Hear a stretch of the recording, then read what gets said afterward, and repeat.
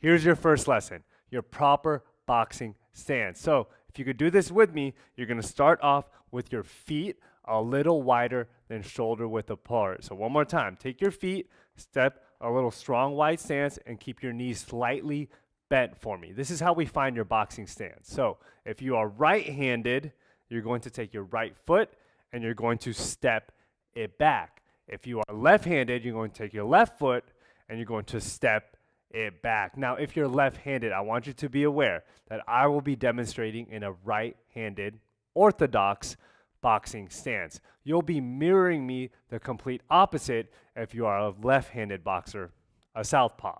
So again, you take that dominant hand and you step it back. So let's break down these details now. Everything starts from the ground up when it comes into boxing, when it comes into your punches, when it comes into your defense, footwork, and your stance. Starts right here at the feet. The first detail I want to cover is a 45-degree turn with your feet. Now, let me tell you why you're in a 45-degree turn with your feet. 45-degree turn will keep you less squared against your opponent. So let's go the complete opposite of that. If we point our feet completely forward, pointed forward right here, you're going to be facing your opponent with a squared and open stance. In a squared and open stance, it becomes dangerous in boxing. You're going to have too many openings straight down the center. By slightly turning your feet 45 degrees or towards the corner of the room, you start to take away those targets. Well, the other extreme, if you go completely sideways, like you're riding a surfboard or a skateboard, your balance may tend to be thrown off. So 45 degrees, that's the perfect amount right there to turn your feet. And I like coaching you and letting you understand why you shouldn't do something. Because when you start to find yourself losing balance, you could go back and look at your feet. Am I pointing them forward too much? Am I turning to the side too much? Remember, everything I want to teach you today, I want you to understand why you have to do it. That's going to help you enforce the technique within yourself and on your own with a little more integrity, with a little more intensity. Going back to that, so your dominant foot, dominant hand, dominant foot is back, 45-degree turn. Let's cover this now, cueing. I'll cue everything, your front side and back side within coaching you. The reason being, you could be left-handed or you could be right-handed, and I don't want to confuse you within those cues. So understand, your front side directly in front of you right here, your back side should be your dominant side. Remember, your back side, if you're right-handed, should be your right foot, right hand, right leg. If you are left-handed, your back side is going to be your left side. Quick recap, all right?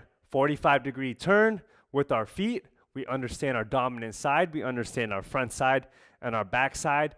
Let's cover what I like to call the kickstand or a bladed stance right here. Notice my back foot is slightly staggered out right here. If I have a line going directly down the center of my stance, one foot is on one side of that line, the other foot is on the other side of that line. This back foot right here, I call this your kickstand. A kickstand like on a bicycle, right? You have that kickstand out, the bike won't topple over.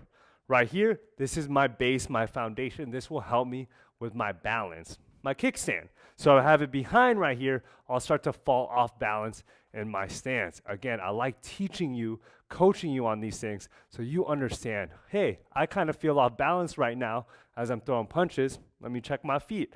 Is my back foot kickstand out?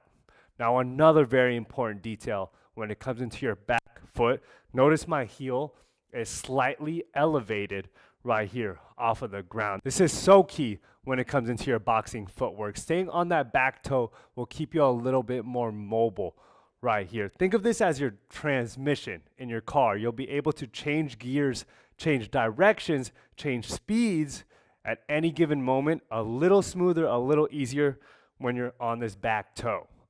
So again, recapping that, stagger that back foot out like a kickstand right here, and you're staying on that back toe. My feet are pointed 45 degrees. Let's work our way up when it comes in to your boxing stance. Now, front shoulder. I like to point it at whoever I am boxing. So if I'm actually fighting somebody, or if I'm boxing a heavy bag, or my coach is holding mitts for me, I'll point this shoulder at them. The reason being, if my shoulders aren't pointed at them, Or if my front shoulder is not pointed at them and both shoulders are, I'm squared up, I'm open. I have too many openings straight down the center in my stance. Remember, point that front shoulder at whoever you are boxing. Next point right here. My elbows are tucked in, protecting my body. My hands are up to my face, and I keep my chin tucked. My knees are slightly bent as well. Recap all the different elements, all the important points in your boxing stance. Feet, 45-degree turn. Back foot, kickstand out. This is your base, your foundation. Your knees are slightly bent. Front shoulder, you point it at whoever you're boxing. Your hands on your face and your elbows tight to your body. If you can stay in this stance as much as you possibly can as I coach you throughout today's program, that would be money. It should be a little uncomfortable, especially if you're a beginner, to be in this boxing stance. It's very uncomfortable positions you're putting your body in. But again, the more you are in it, the more comfortable it'll become. So as I'm coaching you throughout this program, as I'm showing you new lessons, try to stay within this perfect boxing stance. Let me cover another detail here, and this will set you up when you get a little bit more advanced.